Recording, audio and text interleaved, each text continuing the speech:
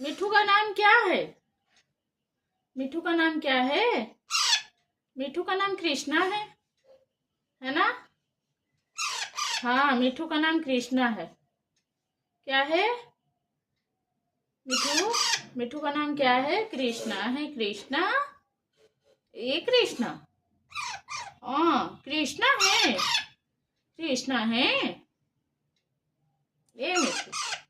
Mummy कहाँ गई? Mummy कहाँ गई? कहाँ गई? अच्छा लग रहा खाना?